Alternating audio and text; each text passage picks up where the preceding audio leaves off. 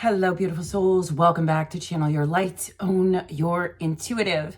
My name is Erin. For those of you who are new here and those of you who are returning, welcome, welcome, welcome. I'm so excited to be here with you. And I actually want to dive into co-creating realities, the power of oneself, the power that one has over the authority to build their life. And there's a lot of messages coming through, but I also want to blend it and merge it as always with some teachings and guidance for all of you beautiful souls here with me on the Channel Your Light YouTube community. Spirit, I'm just gonna let this flow because I feel like I got 5 different things here and I want to really hone in and focus and get the juice out of it, get the diamond, get the pearl out of each little thing. But I recognize there is a weaving in this process. There's not just one grain of sand that rolls around the pearl to glean it, to polish it. There's literally like 1,000 different grains of sand moving around it. And I'm seeing the goddess of 10,000 names, the 10,000 emanations of the self. So these are all part and parcel to arising your pearls, for stepping into your pearl era. And side note, right now, we've got 5 planets in retrograde. We've got Venus in Scorpio. Mercury just moved into Scorpio. What is Scorpio? It's the depths. It's the deep, watery realms. It's seeing the shadow of the self, looking for the truth. It's also obsession. It's also this ruminating kind of an energy. So you're going to find yourself maybe ruminating on old things, stuff you thought you had put to bed, maybe arising. There's just all these different pieces and parts of the energy right now. And Mercury in Scorpio, that's the mind, that's your messenger. It's a mercurial energy, it's thoughts, and it's also our ability to express through the voice. Now, here's what's coming through for one of you on here. In relation to the depths of the self, Venus in Scorpio, we've also got that Mercury energy. Think about this. Venus represents your money, your relationships, pleasure, physical, actual, sensual things. And this is important because when you link Venus with Scorpio, it's asking you what needs to die that said you couldn't have pleasure, what needs to die in your energy field that is not aligned with the abundance of money, of relationships, of just pleasure, the everyday pleasure of being alive, of breathing, of moving your body, of having a dinner with somebody that feels so good, so peaceful, so joyful, just absolute, sheer, utter, sublime bliss. Okay, I now have a Blue Tara coming in. Now, Blue Tara can be placed, she has many different emanations and purposes, and I always attune to her as the divine mother of healing. But she's showing me a pearl here just in my mind's eye. She's saying, I am also of the mind. The mind, when we have an obsession, when we have a wound and the mind is attached to the wound of the heart or the feeling or the experience, this creates friction energy. You could look at all of your experiences and the ruminating and the obsessing and the fears and the doubts. This is a dark moon that asks you for deep truth. To look at the shadow side of yourself allows you to retrieve all of your power and arise in this unconditional love, recognizing the power of oneself, recognizing that you have authority over your life, but only if you know. So I feel like this is kind of going all over the place, but I'm just going to trust the weaving. And I have Venus stepping forward now, Venusian energy. She's showing me Mary Magdalene. She's showing me the rose, but she's showing me the black rose. This is significant to put this into a tangible metaphor context. We have the white rose, the red rose, and the black rose. We utilize, she says, and the blue rose, but we will speak to the blue rose last for a blue ray. We want to come, I'm also getting ocean, pearls, wisdom coming through with these energies. and the blue rose is directly connected and merged with Blue Tara's energy. So notice Blue Tara arose. Now she's delivering all these different avenues, energies with the Venusian teachings and wisdom that's going to bring it all back together in full circle into the greater teaching of it, the greater relief of peace, compassion, wholeness, and truth. And okay, so black, red, and white rose. I want to start with the white rose. The white rose signifies, like, picture it in your mind's eye, friends. Let me just take a drink here. Oh, I'm also being told for one of you, it's not a rose, it's a lotus. Allow your divine inner self, the depths of you, to reveal whatever floral component most aligns with you. Maybe for some of you, I'm hearing it's an oak. It's not a flower, it's a tree. Allow it to be what it is, friends. It's going to be exactly right for you. You're on a unique journey. Your job is to simply rest, relax, and receive as we deliver the imagery, the symbolism, the flow of a certain frequency of understanding, of truth, of alignment for you. In a dark moon in Scorpio, says Venus, we reveal the shadow parts of the self, not to punish you, not to hurt you, but it is to free you, to liberate you. You have left your power there. This is why it is so liberating. This is why one needs not fear the aspects of the self. This is a very powerful time in the ascension process for many different collective soul groups. You are not just retrieving your power. You are not just seeing the reflection of you. You will see the paradox of the mirror reflections, as within, so without. But there are many different facets of this and many different ways to reflect on that as within, so without. I'm told to encompass that in an entirely different channel, but I needed to preface this one specifically with that information at the very beginning. This weaving will not follow any of the linear logic. It will weave in and out of the different dimensions, ensuring that the flow through of every channel connected to this brings you through the spiral energy, allowing you to pinpoint it on your linear lifetime. And this is important. It requires you to surrender. It requires deep and profound trust that you are held, you are safe, you are guided. I'm seeing like this dark healing chamber of, I want to say black obsidian. I have shungite coming through. They're all black crystals, and this is about the black rose. But even the white crystal, I'm seeing surrounded by black obsidian as well. Sorry, the white rose surrounded by black crystals or black gemstones, that black obsidian energy. Notice we're allowing for the light and the shadow. This is extremely important because whoever this is, you are not just light and you are not just shadow. You are both in this beautiful dance. One does not have power over the other. They actually work and merge together. Blue Tara will touch more on that as we get to that part. Notice that we have the white rose to begin, the red rose in the middle, and the black rose on the other side. Notice between the white rose and the black rose, they seem to be complete opposites. One is devoid of light and one is only pure light. And yet between them are all the different shades of gray and all the different fractals of light ray frequencies. In the center point is the root, the red rose, signifying passion, signifying, I'm hearing magnetism. And I'm seeing that red rose now that's in the center of the white rose and the black rose. It's deepening burgundy. I'm getting like deep red magnetism. That's significant for somebody on here because your root chakra is being, I'm seeing it change color so that it can solidify in the deepest rouge of your seat of your soul.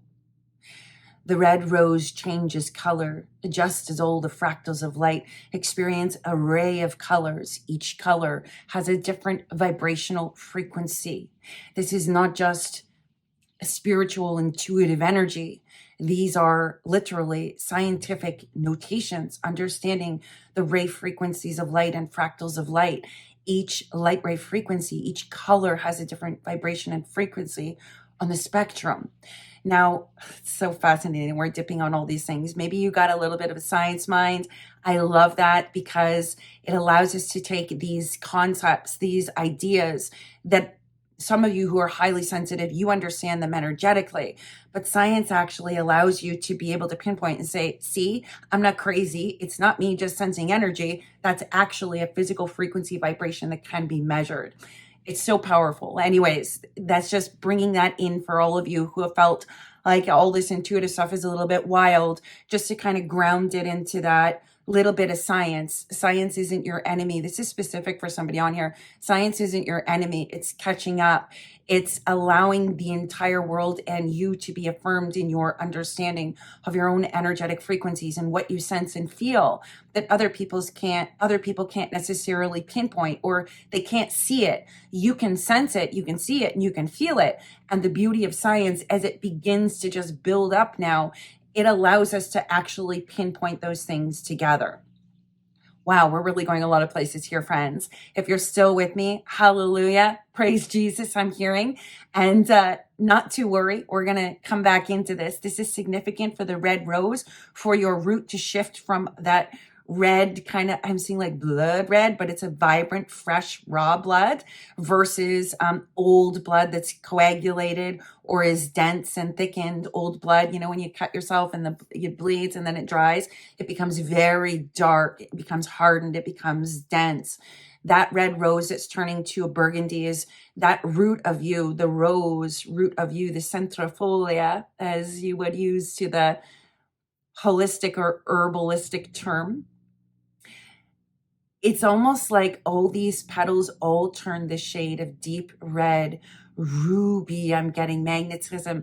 I've got Shodashi on this. If you're not familiar with her, Shodashi is one of the wisdom Mahavijas. She's known as the 16 powers of the 16 siddhis. She's also recognized as the 16 desires. She teaches how to go full force, committed 2 feet in to your desire without allowing the desire to consume you.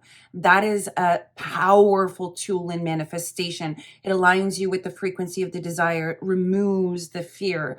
It relinquishes all of the experiences that cause you to doubt, worry, shame, that create that friction energy and stagnancy in your manifestations, or going after what you want, or truly just saying, I desire that and I'm freaking claiming it. Because for somebody on here, you're too afraid to claim your desire. And man, what a shame.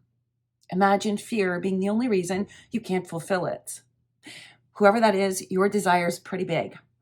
It's pretty deep. Somebody told you you couldn't have it. It wasn't possible. You need to settle. You have too many high standards. You're too high maintenance. It's so far from where you are, this desire, to what the desire is, that nobody can actually assimilate the two. They can't even, it's like unrecognizable because the frequencies have such a vast difference in them. But the second that you claim it, that's when you begin the journey into that other frequency. So whoever this is, don't be afraid to claim what you desire. Do not be afraid to hear no's. Do not be afraid for people to misunderstand you, to not get it. Don't worry about it. Shodashi's just dropping in rubies. I'm seeing ruby diamonds, or just ruby gemstones, garnet, carnelian. Notice that these are gemstones that are naturally created in Gaia, deep in the earthen planes, all the processes that go through to create an actual gemstone. Those are natural occurrences. They're not man-made, although you can get man-made crystals, but that's neither here nor there. They're natural, and they speak to this because that red garnet rose in the middle is changing and it's shifting, and that's what you guys have been working towards. So I want to kind of pull this back. So there's the red root. That's what's happening in the center of you. In the deepest shadows, in the chamber of healing, the root I am identity is shifting. Scorpio is significant because the forms that Venus represents, like if you think Scorpio, if I have an identity that I can't have a desire, that I can't speak my truth, that my words don't matter, that I'm meant to be poor, that I'm not worthy, or I'm less than. If that's your root identity and that begins to shift, I want you to think about that root identity created forms that are aligned with it. Scorpio, root identity, wounding, lack, ruminating. Like there's just so much depth in there. And these are truths. They're truths, friends. And we've all experienced this in some way, shape, or form. I don't know anybody that doesn't have somebody in their life that intentionally stepped on you or projected to you or got triggered and didn't like what you were doing because you represented wholeness. You're not the trigger. You're not triggering people, whoever this message is for. You trigger a lot of people, but you're not triggering. They're triggered by something within themselves. So just put all that over there and recognize, just because people get triggered when you encounter them or you say something or you speak your truth, it's not about you. It's about them. And that's they're feeling triggered because of something that's been triggered deep in them. Your reflection to them, you are reflecting a wholeness, a freedom, a sovereignty, a wisdom, a truth, and an embodiment that suddenly has them realizing unconsciously and consciously too, that they don't have that. And that's what's triggered. Anything in the way of why they don't have that is triggered. So whoever that side note, this is a side note, you're not triggering. You being you, your frequency is the trigger. When you take a frequency here and a frequency there, look at the shadow, the black rose and the white rose. If you take these two frequencies that seem to be so opposite, notice that the white rose, the pure white divine Mary Magdalene energy, the rose collective, the 13th house, the realm of the Taras is what I'm hearing. The realm of the Taras. This is so interesting. And I'm getting the realm of the Takinis, the realm of the Mahavijas, the realms of the angels, angelical realms. These are all deeply connected to the white rose and the 13th house. Now, think about the frequency of a white rose and the frequency of a black rose. I'm not here to judge one or the other. Both exist for a reason. They both have a purpose for a reason. We all experience shadow and darkness, and we all experience light and beauty and love and joy. We all have these two experiences peppered throughout our life. Now, the black rose, think about this in this way. White roses are natural. Red roses are also very natural. Black roses do not exist on this earth plane. They are all man-made. I want you to take the white rose of you, which is the beginning, the endless vastness, infinite era, energy, consciousness, experiential soul and spirit and body merged as one, the pure divine soul of you. Blue Tara says that is also her realm, purifying the mind of the soul back to its origin, back to its divine identity, that white, beautiful rose, the purity of it. From that pureness, from that vastness, we take on an I am, the red rose in the middle. And that I am takes a form. And the black rose is not a black rose at all. It is actually a natural color of a rose that has been dyed by man to portray that black in this way. Many of you from the Rose Collective, you have been cleansing and purifying your rose, recognizing the black, the shadow, the darkness, the experiences, the wounding, the relations of wounding. Think about it, friends. You can only be wounded in relation to someone or something. And because that's the only way you can actually experience a wounding, it has to be different from your natural pure energy. So the black rose is man-made. It drips off when it begins to be purified. Its wisdom comes out up into it. I feel like whoever this is, you're taking your purity, you're shifting your root in the middle, the red, which allows you to dissolve that black dye, like you've been dyed. You're a beautiful, pure, divine identity, soul, spirit, exquisite and sublime. I just keep hearing the word sublime. And I feel like that comes from both the Taras or Taras, however you wish to pronounce it. It comes from all of these feminine deities and goddesses and wisdom keepers, truth tellers, heart holders.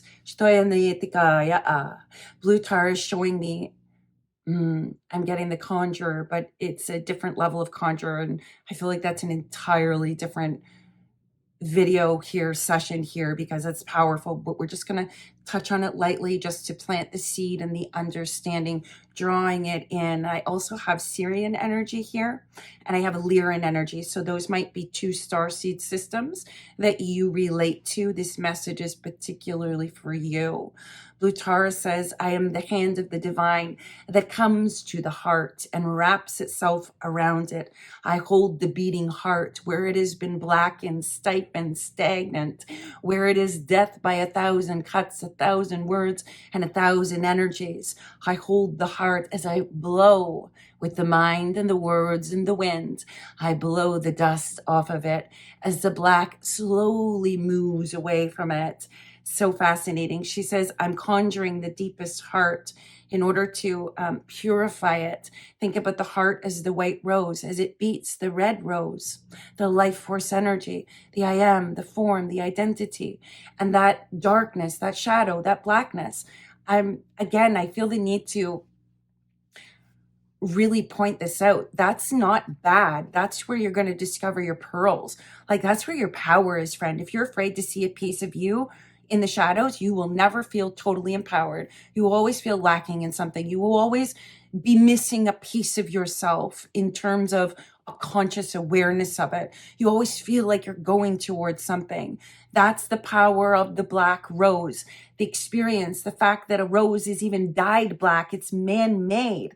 The fact that that is even the truth in the physical earth plane in forms really lends a hand to speaking to us and acknowledging that this experience in this life of the shadow, the dark, the sadness, the sorrow, the despair, the disempowerment, the different relational power dynamics that we have here on this earth plane. This is us showing you that that's man-made. It's man-made.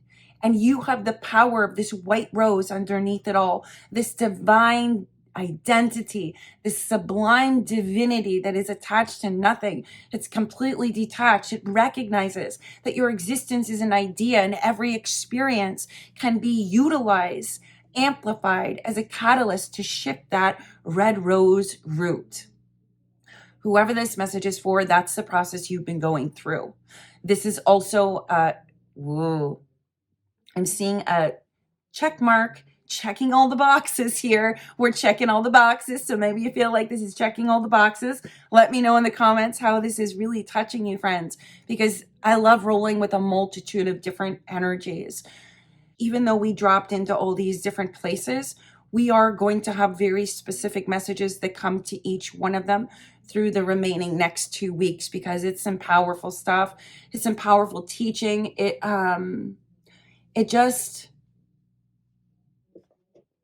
You call back your wholeness in like 2.5 seconds in a 30-minute video. That's the capacity of this. We're not just touching the surface and trying to think a different thought or not think that thought. We're going to the very root where the I am and the identity of all the thoughts exist. And that's where we're going to unearth it. So you can be in your power, not be afraid of pieces and parts of you, not pause your power, not silence your expression for fear of another's condemnation, I guess you could say.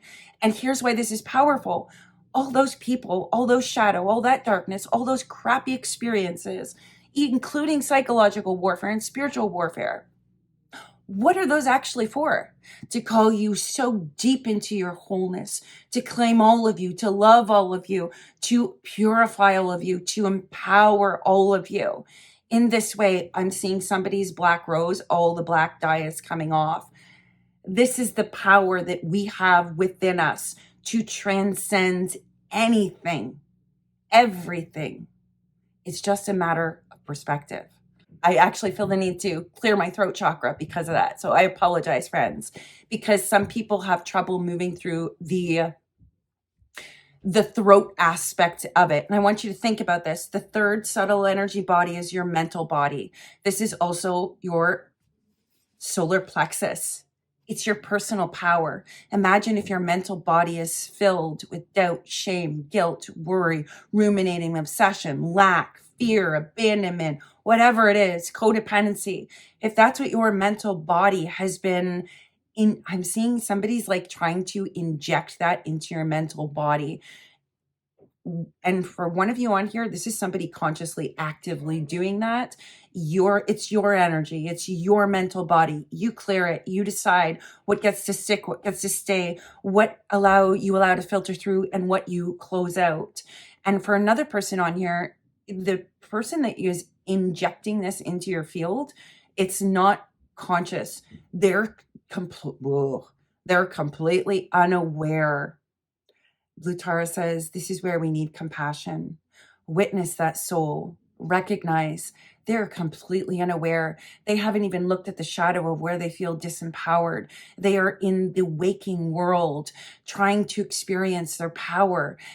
Think about this, through other people interjecting and interweaving into them, which then brings us, says Ugratara, into this. She's really referencing the blue rose now. Okay. Thank you for bringing it full circle. So she's saying, now I want you to think about the power, blue divine power, origin. I want you to think about the blue rose now that we've got the white rose and the black rose and the red rose. The white divine self, the red rose root self, the I am, the identity shifting and changing, which allows the black dye and the tar of the experiences. I got Duma Body. She's all about the really dark shit that goes on in our lives. Just like horror, despair, such blackness that we feel like we can't go out. She's showing up here for somebody on here who's had that experience, who doesn't feel that this is even possible. If you are willing to even open to the idea that you can be free of all that and purified, and it no longer is part of your experience in this very distorted way, if you can trust that and surrender that and give it instead of needing to cling to it, if you can give it to the Divine Mother, it will be devoured. I have black Tara now. Ooh, I love when the Taras show up. Ugratara is coming in, who devours the sin, the shame, the guilt. I'm hearing the wrong thought, the distorted thought. That's fear. That's projections of power. There's so much in there. We could throw so much stuff, and Ugratara devours it, lights this raging fire that burns it all away. This is so interesting because if you're on my email subscriber list, I just want to I'm just recognizing right now in this channel for all of you, how bits and pieces of the teachings in that is actually on my website, erinchandler.com. You just click on Cosmic Channels for Ascension, Cosmic Wisdom for the Journey, and you can catch that on there. Or if you are subscribed to my email list, you automatically get those channels and things like that. So again, it's at erinchandler.com. If this is resonating, please go read that, because I'm hearing, although this is peppering pieces of it, or pieces of it is in there, to read it, to walk yourself through it, is different than you receiving through sounds. The visual taking it in and the sound taking it in is going to solidify whatever this is for whoever this is resonating for. We want to bring in the forms of our wholeness and our identity. Ugratara says, in order to do that, we must be willing to devour. I'm also hearing great soul, great soul.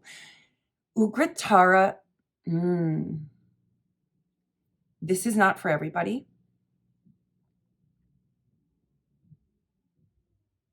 You're all great souls. Ugratara represents or is accessible, or she's saying she's access denied to somebody's energy right now, right here. It's very clear. Ugratara says, I do not just devour that which is not aligned with you, but in the devouring, I'm hearing shapeshifter as well. Maybe you're a shapeshifter. In the devouring of all those energies, it devours all the Akka cords, the conduits, the tar-like energy fields, the transference, but it devours the identity of you that is connected to them. Ugratara is accessed, perceived, and welcomed in by great souls who are not afraid to see the shadow, the reflection, acknowledge the paradox, utilize everything as a catalyst to deepen the strength and the power and the knowing of thyself within. There is a reason why she is Black Tara as well. And of course, I just want to pop in there that there's many different emanations and perceptions of how these two Taras work and how they're interconnected. I'm not here to say one is right or wrong, nor is this meant to be the definitive explanation. Ugratara says, I do not arise for a definitive explanation, nor the power of many, or to have the answers for many. I arise in the form that is needed for the one who needs the form. I arise as a devourer to the one who's willing to relinquish it into the fires. I arise as the one that consumes all sin. I said sim. Interesting. She says this also is not by accident. SIM. So this might be a SIM card on your phone. Maybe SIM is in your name. I'm getting yes, yes, yes. SIM is part of somebody's name. I also have Sam coming in as just a slight tweak and a confirmation. I also have the name John coming in as well. Take what resonates, leave what doesn't. It doesn't mean this message isn't for you if those aren't your names, but they're very, very clear about this. Ugratara is very clear about this. She is saying to those that I have just identified, as well as rose, a rose, one part of the rose, one with rose within the name. I have Venusian energy as well. Consider this to be your initiation into the dark healing chambers, the consuming fires, where the black rose is consumed and the divine self arises free, unchained, and unbound from it. This concludes this channel. Whew. Friends, listen. Sometimes there are times, and I love what I do. I love what I have access to be able to serve and share and help others. But there are times when these kinds of channels where we're moving with these energies and they just come forward and step through and share what they need to share as it is needed for whomever that energy, frequency, guidance, initiation. I have Anep here as well. She is the counterpart to Anubis. If you aligned with the Anubis channel, Anep is actually the original, the OG. I'm hearing these are the OGs. Anubis is the OG and Anep is the OG counterpart. Anubis walks you through the balancing stage. He is saying it has been completed. You are no longer at this stage. The moment you step through the door, the moment you relinquish all these things with Ugratara into the fire, the wisdom, the pearls arise, you step through the door. You will meet my wife. You will meet my counterpart. She is the one who protects and guides safely, the safe passage through the ascension into that purification, embodiment, and empowerment. Many of you in the collective have already moved through the threshold. You are now encountering Anep, who guides, protects, shields. She makes your path clear. The path may be narrow, but lean into her feminine essence, for she too is part of the hidden 13th realm. She is not often spoken of, and not because she is not powerful, relevant, or extremely wise. Anubis says she is not often, she is not often talked about because she is not for the ones who have not been able to transcend, to release, to be willing to surrender, to find the love within themselves. It always appears you are forgiving another, but in truth you are discovering that it is through relationships with others that you are called to deepen your healing in yourself, to not deny the self, to not withhold from the self. It always appears to be about another, but it is always going to be about the reclamation of the power within you, the love within you. Anep is not for those who are still in that process. She is the one who greets you as you cross my threshold, says Anubis. Whoa! These are the kind of channels that, I want to say make my skin crawl, but that is a negative connotation. I'm seeing literally the scarab, the beetle. I'm seeing all these hieroglyphs light up. I'm specifically seeing condors, and I know I've only ever had that in one other channel. I'm seeing condors, but I'm also seeing particular hieroglyphs, and I'm seeing them not just light up with gold ray frequency. So I'm seeing the pyramids and it's etched into it. Man, I really want to do some drawings of the hieroglyphs I'm seeing so I can actually look up what that hieroglyph is, but I'm going to do that now. I don't have time for this on this channel. We're like 40 minutes in, friends. If you're still here, let's do this last piece because I feel like I'm seeing it's a puzzle piece that's going to lock something into place for you. When you look at the hieroglyphs upon the walls of the pyramid, etched in stone, embedded into the densest frequencies, that tells a story, that shares the rivers of narratives and flows and frequencies. They follow a linear path, but each symbol does not represent one thing. It represents a story. You can find this in other languages here on the current earth plane, says Anubis. Look at Chinese symbolism. I have the Tao Te Ching as a confirmation for somebody on here. The Tao Te Ching is significant, and that's kind of like the symbolism. It's not just, oh, it means this one thing. It encompasses the light and the dark, the up and the down, the masculine, the feminine, the positive and the detriment, I guess you could say. The symbolisms in hieroglyphs, there Anubis is saying, is the same. Ooh. Wow. Here's the piece that I want to dive into. He says we need to explain that because for some of you, as you step through the threshold and you greet and meet Anep, this may be conscious or unconscious. You might have fleeting glimpses of awareness of her. You may feel like you don't know what it is. You do not need to worry. She guides all those who walk through the threshold. No one is left behind. It does not matter if you have awareness or you are not. Lean in, deepen, allow her energy to hold you, says Ugratara, to hold your heart, to guide you.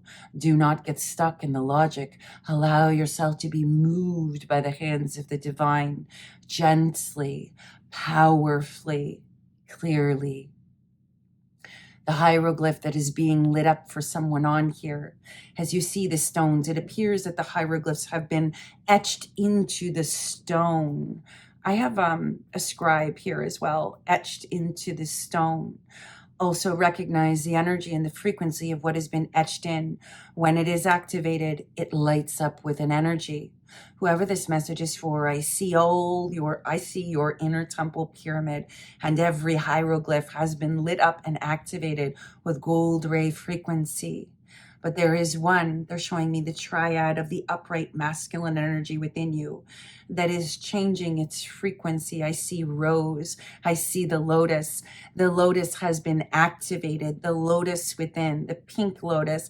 I'm just seeing all these petals drop down all around me in the room, spiritually, energetically. Oh, it's so powerful.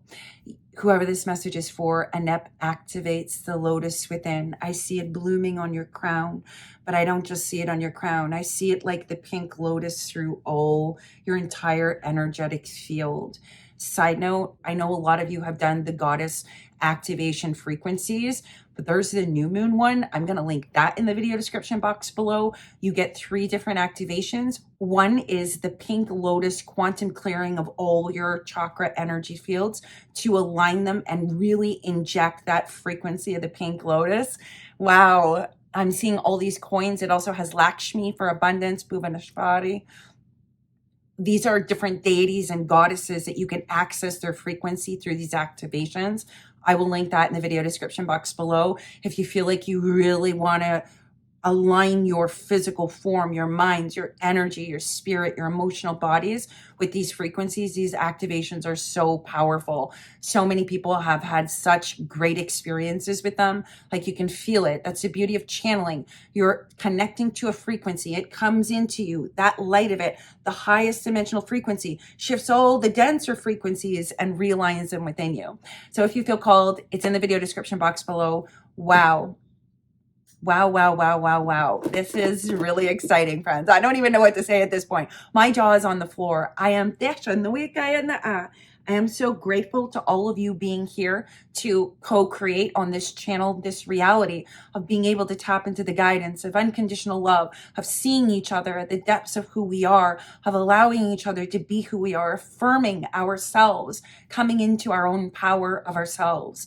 Thank you for co-creating this reality here with me of empowerment, sovereignty, unconditional love, light, unity. Oh, SIRIAN energy, sixth dimension.